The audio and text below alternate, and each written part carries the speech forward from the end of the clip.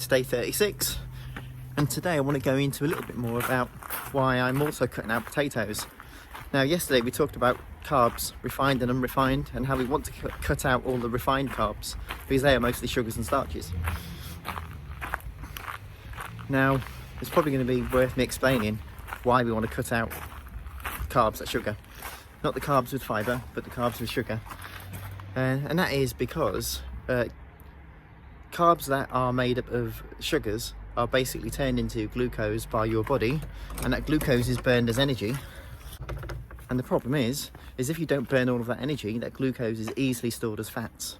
Now, as I'm trying to lose fats, I don't want to be eating things that are going to be adding fats.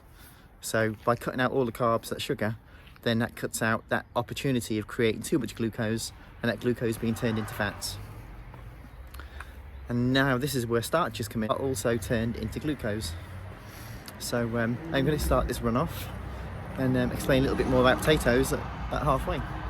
See you on the way round.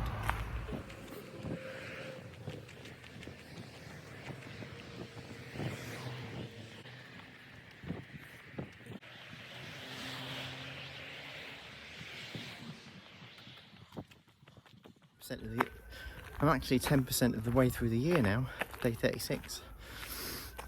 Not missed a day, don't plan on doing so. If I can't run, I'll walk, and if I can't walk, I'll crawl. If I can't crawl, I'll find some way. Anyway, so we know why we want to cut out carbs that turn into sugars, because those sugars turn into glucose, those glucose turn into fats. So here's why we're cutting out potatoes. I'm cutting out chips and all forms of potato because of the starch content. The starch is also converted into glucose, which basically means if I don't burn that off, that's going to be stored as fats for some other later time when I might need it. And that's exactly the opposite of what I want to do. I want to shed fats, not store fats. So that means cutting out all carbs, that sugar, and all starch. So for me, on this diet, on this fat busting diet, there's going to be no sugars and no starch. Lots of sugars are bad for you, not just for gaining excess weight, but there's also all sorts of other implications of eating and storing too much sugar, based on your body needing to release insulin to bring down your blood sugar levels, and the desensitization of your body towards those insulin levels, leading to type 2 diabetes.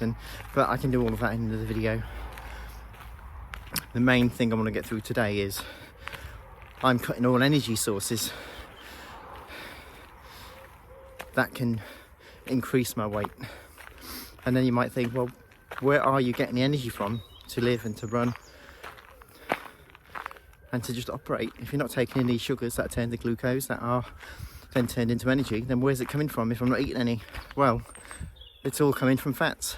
I've got loads of energy stored on my body, and so in the absence of easy sugars and glucose, the body will simply burn these fat stores to get the energy, get the glucose, and convert that to energy. That's what they're there for. So we may as well use them up. They've got plenty of stores to burn, so I'm not going to run low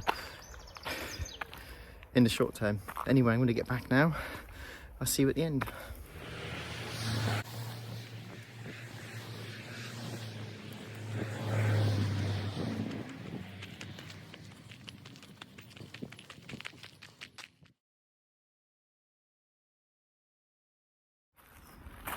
Well, that's my fastest mile so far, 8:26.